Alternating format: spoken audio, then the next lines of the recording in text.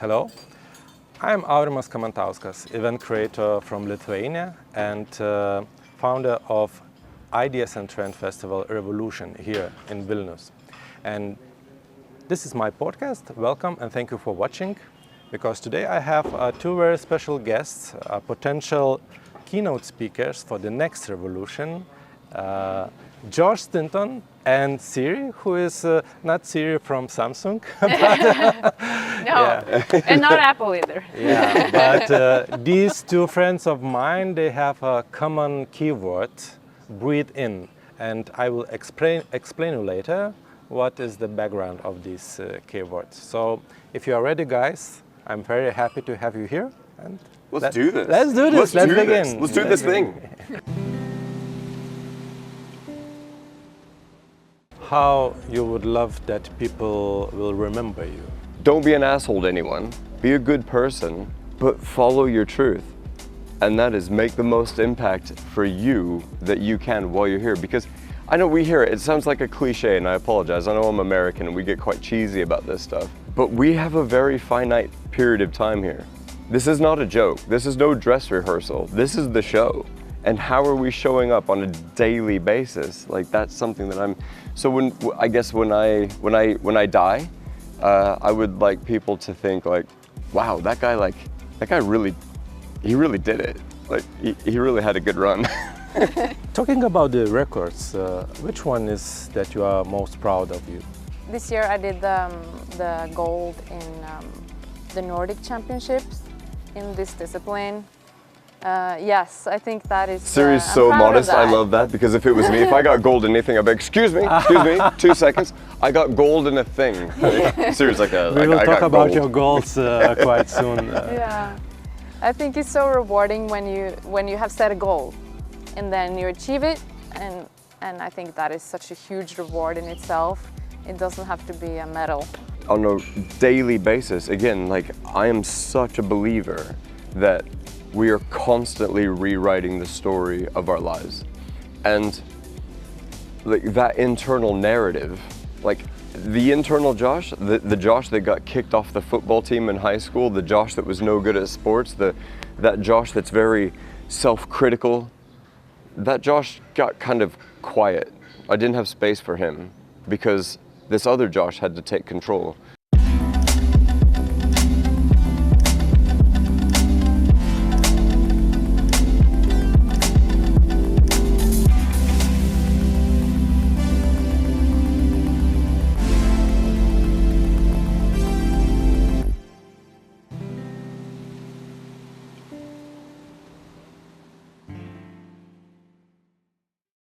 I met Josh during a preparation for my first speech in English in Spain, in Portaventura. I did a presentation about the wow effect syndrome. That's and right. Josh was my moderator and mentor, and this is how we became friends. Yeah? Absolutely. And preparing my speech, I was trying to explain to Josh that I will speak about the inspirations, and the word in Lithuania, inspiration, is breathe in, like we are breathing in. And what happens before we are saying wow, we are breathing in, and saying wow, we are breathing out. And so then Josh explained me that exactly in English the word inspiration also means a breathing in. Yep. And Siri is a woman who did 54 meters under the water. Yeah. You are diving? Diving down without any tanks, so it's free diving, is what it's called. And You know a lot about breathing in. I know a lot about breathing in. You do. And also about not breathing. Yeah. So we will talk today about the inspirations, about the breathing in and breathing out. So I love that intro. Yeah. It is the most essential, it's an essential part of being human, is the breathing part. But also overlooked. It's so interesting, isn't it? We kind of take it for granted of the experiences that we have, because I love when we had our brief about your talk in Spain, and you're like, you know, it's really important with the wow effect. to be able to, like, the first thing before we experience anything big in our lives, the first thing is that breathe in. And inspiration, inspiro, the Latin root to breathe in. And that really made an impact on me, and it's so incredibly true of, you know, the fact that we breathe. And I know, like, sorry, I'm going to continue to hand the microphone over to you, but you've done some, like, proper studies around breath work. And the way, because, I mean, my life is an absolute circus, an absolute circus. And when I forget or lose track of the importance of being, like, in connection with your breath, it just goes weird. Yeah. And you're really, really solid at that. It's like you said, it's a little bit overlooked because we do it all the time automatically. We don't think about it. But actually, if we build awareness about how we breathe and, like, our normal breathing patterns, we can feel better, physically and mentally better, and we can actually adjust our kind of bodies and, like, the chemical things that happens in your body by breathing. So when you become aware of that, you can, you know, feel better and perform better. And but please tell me, is it more meditation or it's a sport? Freediving itself? It's definitely a sport. It's Great question, though. That's a good question. I thought that before you are diving, you need to relax very much and... Yeah, I think it depends. You have recreational freediving, and that's kind of how I got into it, because I love the animals and spending time underwater, and that's peacefulness that you build up by doing this activity. It's very unique and special, and it's kind of like a meditation. Because you can't be anywhere else, you're very present in the moment. Yeah. And but there's also this aspect of the competitive freediving that I now also learned to love a lot, which is more about, like, getting to that peak performance of your abilities, and then I would say it's a sport as well, but it's different than a lot of others, and it's different because a lot of the sports has adrenaline and you're chasing in a different way. Yeah. But here with freediving, you have to calm your heartbeat. You have to be in this good state of mind to be able to perform. So there's aspects of meditation in there. Yeah. Is it easier to go under the water or to be on stage and to do a speech? Oh, good question. I was also thinking that. I was wondering, like, what do I like that? But it's interesting because those moments before you do something that you care about, that we talked about, you know, you care about your message on the stage and you care about your performance, and it is this tension that is kind of nerve-wracking, it can be, but also it's a good energy that's, as long as you can kind of channel that into the good energy. But I think there's both things can be intimidating in a way, but... No pun intended, I'll dive in here. Diving. I get a lot of questions from folks that follow me talking about tips for how to present better or how to be more comfortable on stage. And I think that, like, with your presentation yesterday, the way that you chose to give time in the middle of your presentation to guide the audience through a breath technique, it's so powerful because we can always come back to that. And I forget it all the time. Like, I'm a bit of a loose unit. I'm bouncing around doing things all the time. And I think the way that you just chose to give to the audience to say, like, actually, you know what, for the next couple of minutes, follow me on a breathing technique, because there's always a way to be able to come back to that sense of self. And the way that I was really grateful, actually, personally, and I know you very well, but I was really glad when you gave that to the audience yesterday. I thought that was really cool. Can you share your tips, how you are competing your stress before going on stage and how you did it yesterday? And maybe you used some tricks from your diving experience. Yeah, for me, I definitely learned a lot from freediving, and a lot it's about mental technique, but breath is like one of these things that you say, like, everybody has it. We all have that in common, and we always carry that with us, so we can do these very easy techniques everywhere, without people noticing even. So what I shared in my talk was, we talked a little bit about your normal breathing pattern and like how you breathe in. Should, like, when you're relaxed state, you should breathe in. You should feel your belly and not breathe in the chest, because then you're kind of straining on the top here. But You caught me on that one in the audience yesterday. I was breathing with my chest. I was like, oh, oops. Right, yeah. It's like singers are doing, yeah? They are breathing. Yeah. Because you have a history in theater. You must kind of connect with that as well. Yeah, but more exercises we did during the singing practice. Yeah.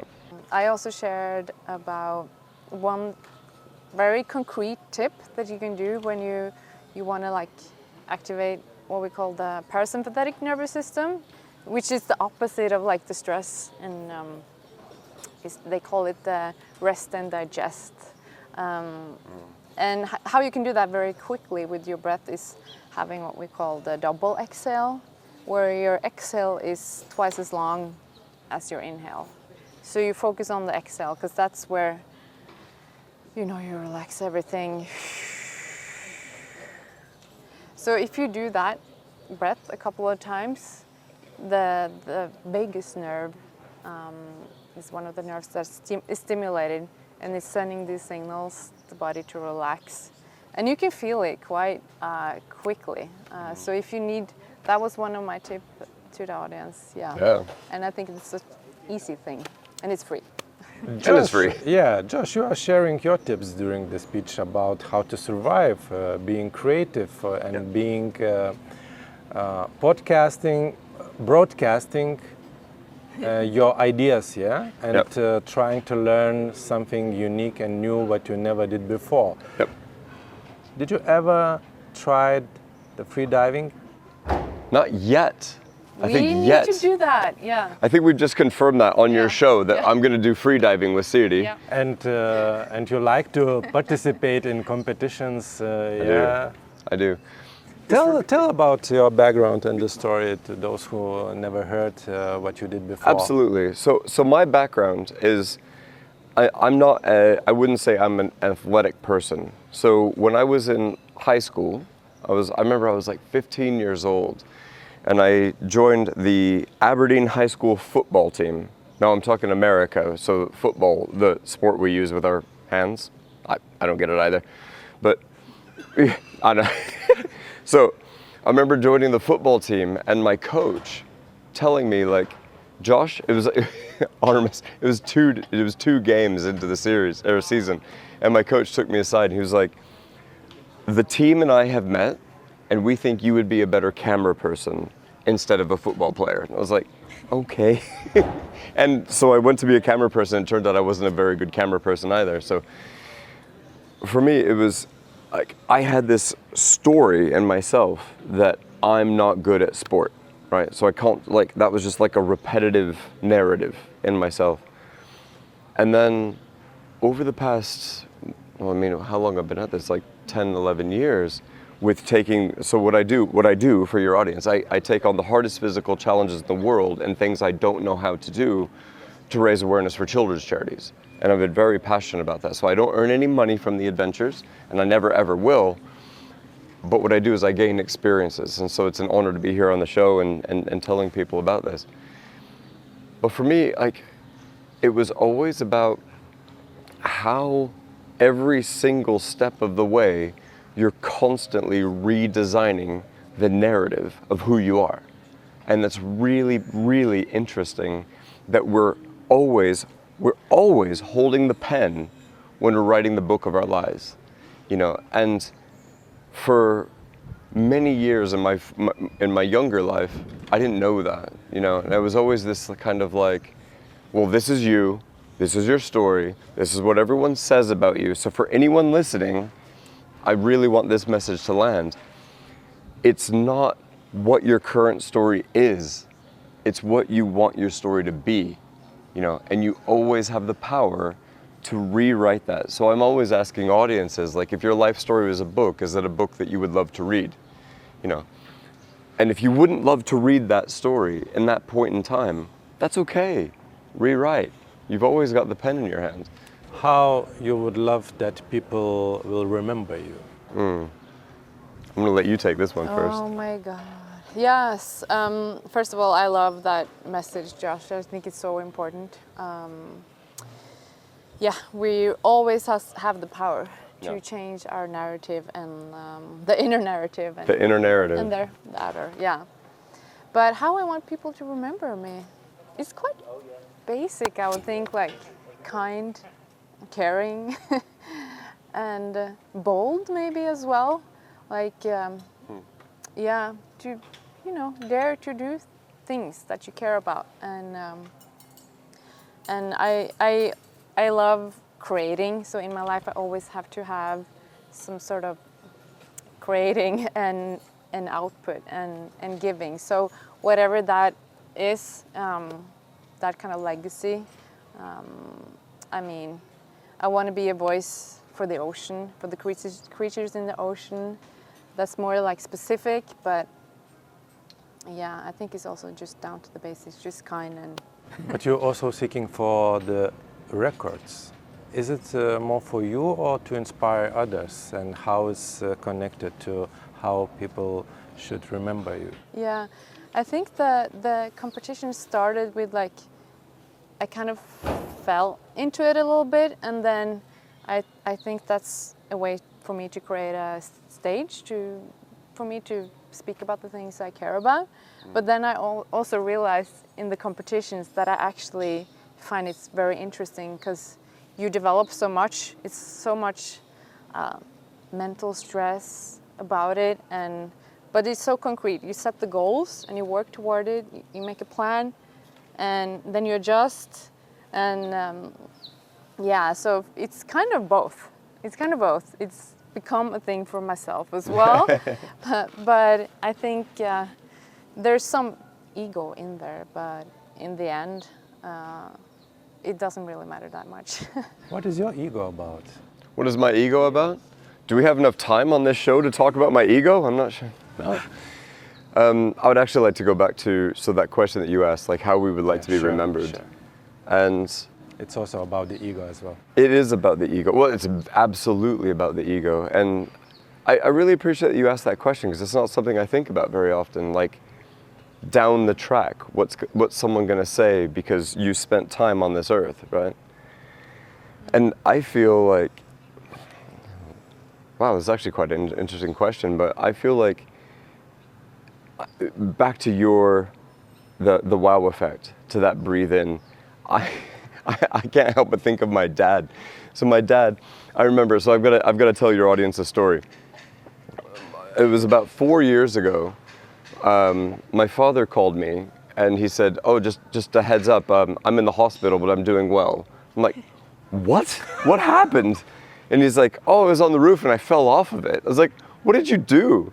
And he's like, "Well, I was doing some roof work and you know, and there was no one, as there should be, there was no one supervising my father. So my father fell off the roof, landed on his back, goes to the hospital."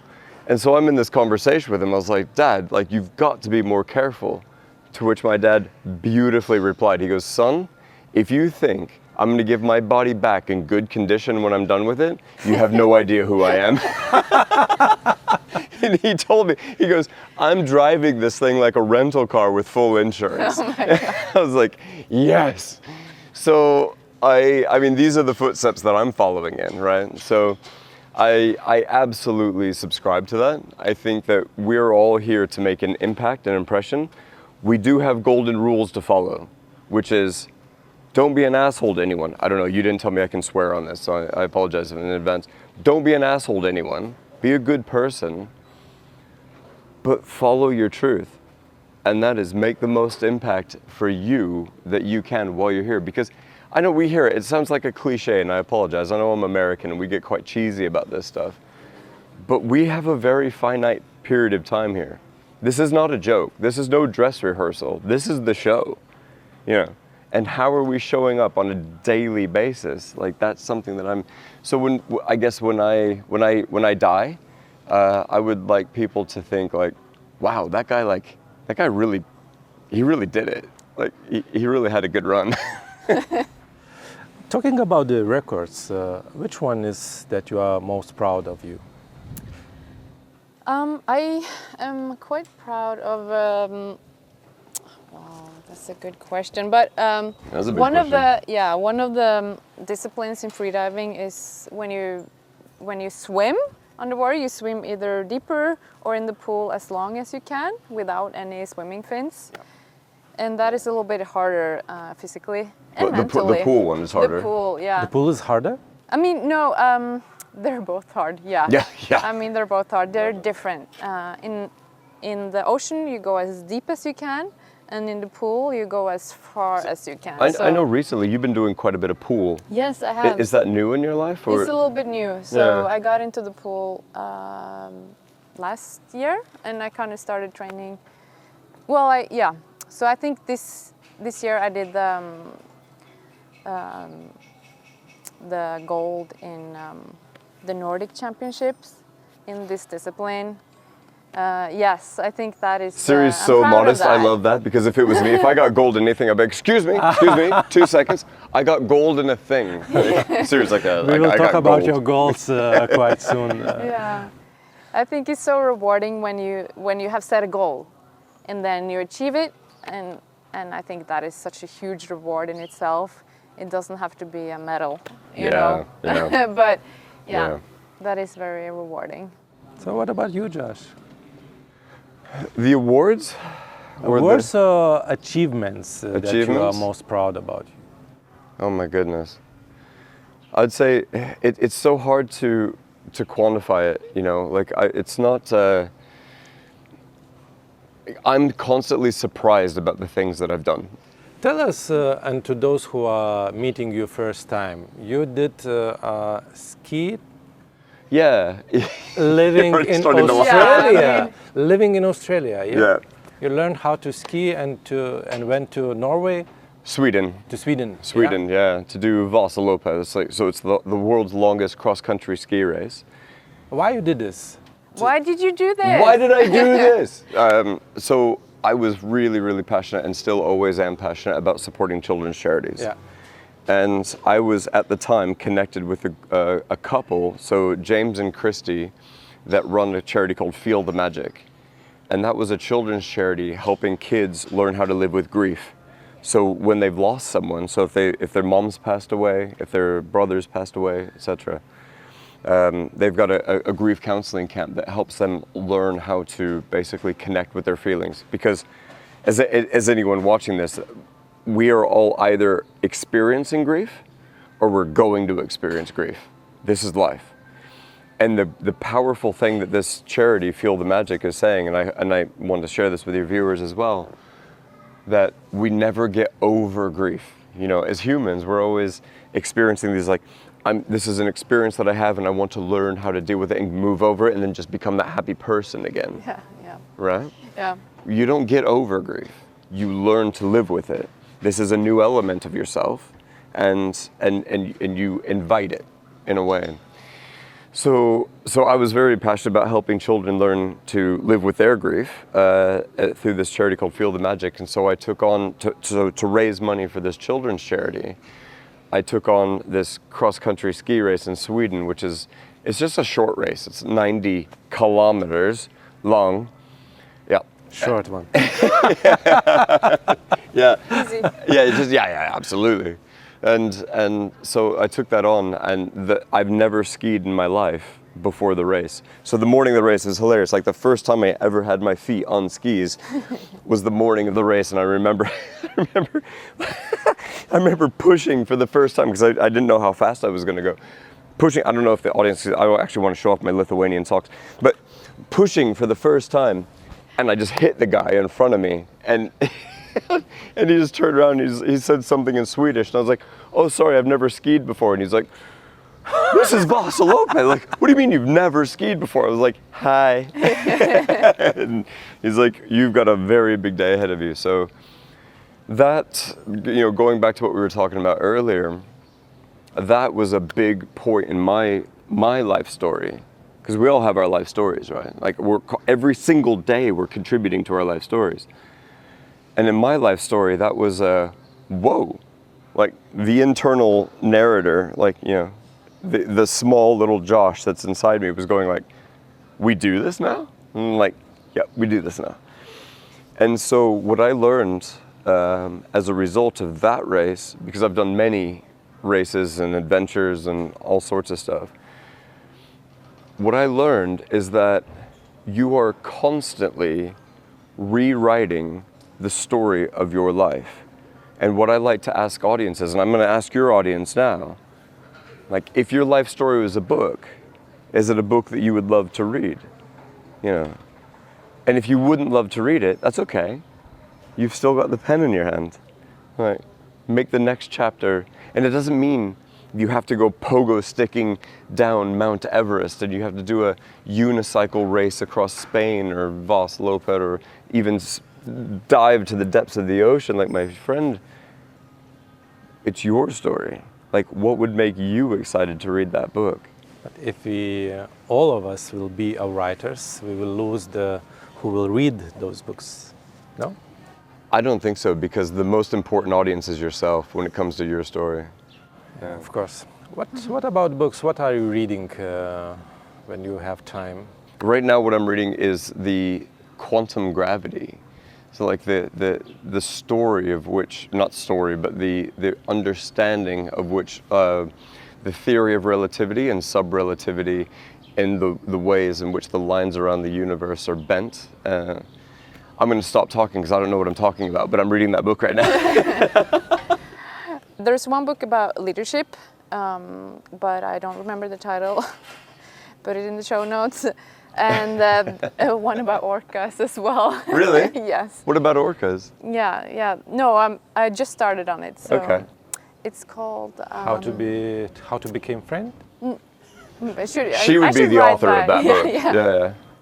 Yeah. Do you mind if we actually, I'm sorry, I don't mean to narrate your show here, but do you mind if we dive into that? Like your keynote yesterday was so incredible. Thank you. And that photo that you had up at the beginning of you suspended in the middle of the ocean with an orca. Yeah. Like, I've been your friend for a number of years now, and every single time I see that picture, I'm like, Siri, get out of the water. Be careful. Yeah. You know. Yeah, it's so hard. How was that? It's so hard to try to like convey the whole emotions around it. But it's a very unique experience, and for those who has, maybe there's people out there that has actually these experiences with mammals in the ocean and animals. They know what I'm talking about. But this was in the Arctic waters up in northern Norway, and there were several orcapods, and but there was this huge bull that was kind of cruising on the surface, and we were a little boat with some divers, and the photographer took the photo later, but I was the first in because I was prepared to do this thing. Yeah. And so I had this very unique and special time with this orca bull that it just cruised around me first, and I was alone. It's kind of very dark waters, and you have the snowy mountaintops. And for the people listening, like, how long was this bull? 'Cause, I mean, I've seen the photo, so I know. Yeah. But the bull. I mean, because the bull orca, how big? The dorsal fin, the big fin that it has on its back, was like size of a man. So that's the reference I have. It's quite big. But I think the experience, like how I try to sum it up sometimes, is you get so humbled from being there with these really majestic creatures. Yeah. And you put yourself in perspective in the world, and usually the world just centers around you know, and the human in the middle. But you get this perspective shift and this humbleness, and it is. It's how I can explain it in short, at least. Guys, how to start something that you never did before, and especially when you are 30, 40, 50, or maybe 60 years old. For example, is it not too late for me to start to free diving? No. Or what about skiing without snow? No. I think I'll this let is you also drive. but I think it comes back to your point of like, you have the pen in your hand. Yeah. You can rewrite it, you can do it. And I think it's also a little bit about not be afraid of failing. Because I think that is... Be kind to yourself in Yeah, that. and just take that first step. Yeah. You know, just try. If there's something that intrigues you, you should try it. Because in the end, after that book is written, are you going to regret not trying it? Or are you going to regret trying it? How long it took for you to dive 54 meters? I started in 2019. So I guess that leads me to... Did you just start in 2019? Freediving, yeah. I No thought you were way. diving all your Yeah. life. No, Yeah. I didn't know you only started in 2019. Yeah. That's I think cool. it's 2019, yeah. Oh my God, what a cool thing for people to see. Yeah, The Nordic champion of freediving it's possible to do it, for sure. started in 2019. But I think this is very also a little bit unique with freediving because it's hard in many ways. It is physically and mentally hard, but it's also very accepting for all kinds of body types and ages. And I think it's also a point of being experienced when it comes to that mental part. So when you're a little bit older, you have some sort of advantage in that way as well. So That's nice. But how it starts on the beginning? Okay, for example, the first 10 meters under the water, it comes fast or it takes a good month, question. 2 months? no, it can come fast. Yeah. So people, this is the thing, people get surprised, and this is so like one of the really fun parts of taking people out in the water or going deeper or just also trying to hold their breath. And people get surprised of how they can actually manage. And this is also this I can imagine very that. great gift to be able to give to people that, yeah, I can actually do this. And people can go. So yeah, it takes, usually we would say take 1 second per meter. Yeah? So it'll Really? take like, So fast? yeah, and it depends on the discipline and also about the diver itself. But that's usually what we say, like 1 second per meter. So it's like a minute, you can say a minute down and then a minute up again. So like 2 minutes is what a diver like that. I heard that that's super coming fast. I didn't back you expect need coming back you should not be too fast, yeah? No, About you can it's about the pressure. Yeah, no, because this is when you breathe the compressed air in tanks. Yeah. Then it's different because then you get a lot of gases in your system. But when you freedive, you just bring air from the surface down. So it's it's the not the same. same. Yeah, so you can go fast up. So 54 meters, it's almost 1 minute 48 Yeah, something seconds. like that. Yeah. I'm a little bit slower. For me, I would maybe use 2 minutes for that dive. Depends on the discipline, but yeah. So it's not. It's totally doable. Okay. And to do a one wheel race. How long that it part. takes? Yeah, I agree. You're like a professional athlete. Okay, Josh. So anyway, back to unicycling. Okay. Yeah. Well, I'm absolutely not going to say it's very similar to Siri's experience, but it sounds quite similar, like in a way that you just have to have patience. And for me, like I never thought that I would learn to unicycle, and I absolutely never, right? No, yeah. I absolutely never thought I would learn to unicycle and ride the thing down a mountain, representing Australia in the world's biggest mountain unicycle race. But it still sounds funny coming out of my mouth. Sounds awesome. But yeah, it's awesome. But on a daily basis, again, like I am such a believer that we are constantly rewriting the story of our lives regularly. And like that internal narrative, like the internal Josh, the Josh that got kicked off the football team in high school, the Josh that was no good at sports, that Josh that's very self-critical, that Josh got kind of quiet. I didn't have space for him because this other Josh had to take control. And that other Josh was the Josh of like, well, why not? You know, maybe we can try this thing. And on a daily basis, I just chose and I believe that we're constantly making a decision, like I told about on stage yesterday. We're constantly making a decision of where we're putting our energy. And for me, I believe, I don't get this right all the time. I screw it up often. But I'm trying to constantly remember that the thing that I'm giving the most power in my life to is the thing that's helping me create the most experiences.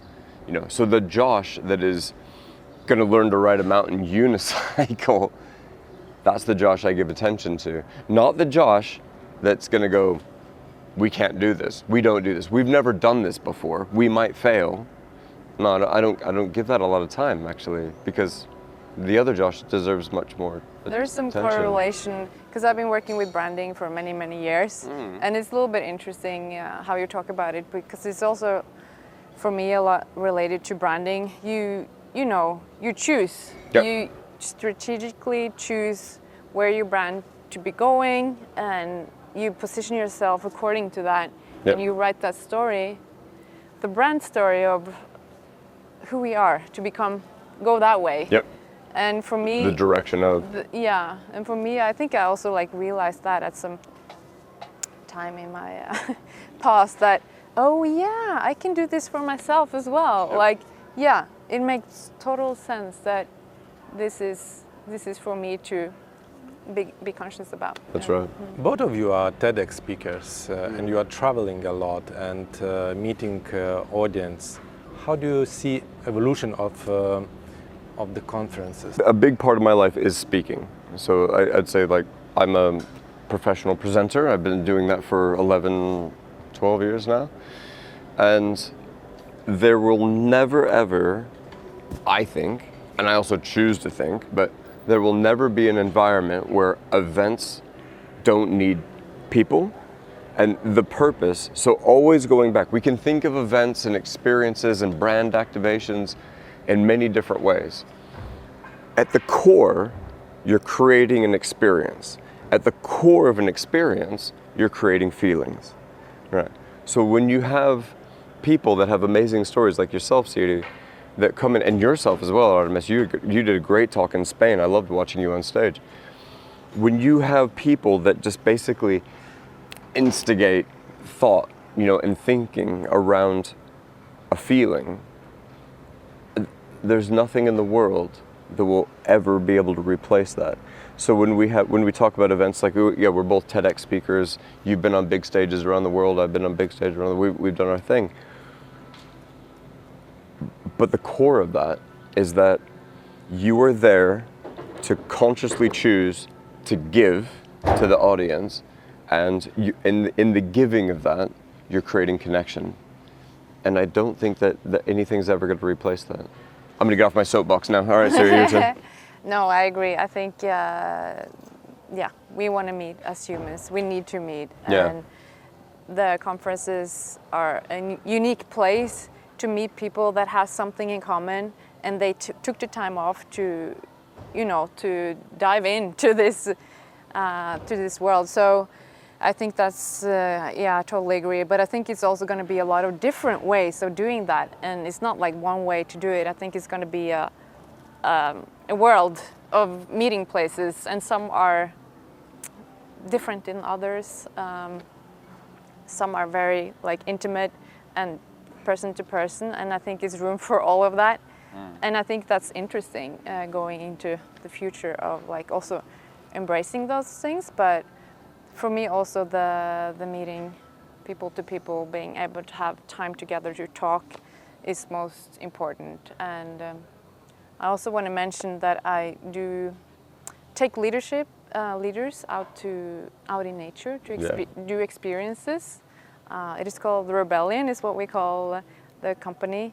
And I think these things as well, where people experience something together and create this space to be able to connect, is going to be more and more important as we like go into the future of everything getting. How you both are relaxing, what you are doing, what kind of, I don't know, activities or fun stuff? Much. I love to just actually relax is the thing as well. Yeah. When you train hard for freediving also, it's very exhausting. You get kind of like drained of energy. So you actually need to just like sit. It's not just like, it's not like you're going to the gym and training for that thing. It's an all-encompassing, like your life as a freediver. So I would assume that relaxing is a part of your It is training? a part of the training, exactly that. And I think that is an important point for people in this world of, we're so busy. We actually should put in time for rest. And that rest will allow us to be creative. Us as the creatives, we know how this works. We need those pockets of actually like rest, no input. Yeah, no input. That's a really nice way to put it. So we're able to create the next output for ourselves. So. Ooh. There's the soundbite. That's really good. Rest means no input, so you're ready to create the next output. That's good. I like that. Guys, I'm giving a pen into your hands. Please open the next page of your book and write something. I would love to be a dad. Really? Wow! Whoa! I didn't expect that. Yeah. Yeah. That's beautiful. Beautiful, yeah. Yeah, I would. Yeah. How many? I have 3. You have 3? Yeah. Okay. Well, I think by the rules of nature, you just start with 1. Yeah. Rules of nature, you don't know that. No, I don't know rules of nature. No, I mean. No, I love the. Yeah, I don't know. I'm just gonna. I shared a lot just then. And I'm just gonna put it there on the table. But I like the idea of that. So what about you? Wow. Well, after that, Josh. that was a rude setup. Yeah. It doesn't matter what I write on the next page. I was thinking more because I know what I'm doing tomorrow. I have a hard training in the pool. So I was thinking more in the line of like the person, how I want to feel tomorrow. I want to feel strong, mentally and physically, and confident. So I was thinking more in the lines of like how I want to feel, because I think that is also important for when you're writing the story. I don't think that there's a force on this earth that would ever shake my perception of you as either strong or confident. Thank you, Josh. So, well, at least on that page for the next page, it is that, and there's so much more. But yeah, that's in my book. To whom you wanna give your book, and how big is your audience, and who they are? Do you mind if I take that? Yes, do it. You know what I picture? My book's just on the table. Like it's not an audience. I'm not expecting a lot of people to read my book. It doesn't matter. The joy was in the writing. Yeah, that's very beautiful. I think, yeah, it's just there. If people want to read, if my life story was a book, if people want to read it, it's there on the table. That's okay. And if that book just sits there covered in dust because no one read it, it doesn't bother me either way. Because I had such a damn good time writing that thing. Very nice. I think for me, I would say I would love for people to read and get touched by it, and and just that it changed something in them, whatever small thing that is in their life. I think that people need to read your book. A beautiful audience to have. I love, like, what I actually really appreciate is direct messages. So if anyone hears this and if you have an idea or if you want tips. So for me, like, I show up on social media as a choice to give. So if there's anything from my life, I have a thing on Wednesdays called Help Chats, where I open it up and I have like 3 15-minute slots every single Wednesday. And if anyone has any questions in their life that they think that I might be able to assist with, and there's no fee. Like, I don't want any donation. I don't need to be tagged on Instagram or social media or whatever. I just like to give. So if there's anything that from my life that people think that I can assist them with, please ask. Like, just reach out. It's a lot of fun. It is really cool that you do that. Thanks, it's buddy. really awesome. You should do it And thank you, Josh, being my mentor. And Brother. what you could share to those who want to start to be a speaker? Yep. How not to afraid to go this first step? Well, the thing is, and I'm honored by that, so thank you, Aurimas. I would say the first step in not being afraid is understanding that you're always going to be afraid. You know, like we talked true. yesterday. It's true. Yeah, yeah. Actually, before entering the stage, you are thinking, why I need this? Why? Why do I do this? But Yeah. after you are getting this feedback that people are inspired, so it Yeah. makes you. It's always that. Like, the thing is, it reminds me of the band Red Hot Chili Peppers. The singer Anthony Kiedis. He was in an interview. This is a number of years ago, and they asked him. They said, "How do you not get nervous before you go on stage in front of thousands of people?" And he's like, "What?" He's like, "I throw up every single time." He's like, "I'm horrified before we go out there, but then when I go out there, then I'm me, like I'm stage me, you know." And so back to your question, anyone that wants to get involved in more regular public speaking, please do not allow the fact that you're going to be nervous stop you from that, because you saw me yesterday. Yeah. I'm always nervous. I'm horrified before I go up on stage. And that's just a part of it. And I love that part of it. And so that's just a part of the journey. The second thing, the most important tip I think I can give anyone interested in becoming a professional speaker is always, kind of like I shared on stage yesterday, always make a conscious decision. Are you there to gain or are you there to give, right? So there's a lot of speaking books out there that are like, how to win your audience, get people to adore you, control your audience. I'm like, it's just disgusting. It's not about that at all. It's what are you there to give to people? Because the greatest gift you can give anyone is the gift of your time. And every single person in that audience is choosing to give you the gift of their time, so respect that. Guys, thank you for your big passion, for your stories, and I'm really very happy to have you here. And if you have any questions, don't hesitate to ask, to comment, to share, to press like, subscribe, and I'm really waiting to see you again here in Vilnius in Lithuania for Revolution. Thank you so much. Yeah, thank you so much for having us. It's an honor to be here. Thank you. I'm hugging. Thank you. Thank you for the conversation. Josh? Yeah, my dear. Okay, thank you. Bye. Bye. Cool.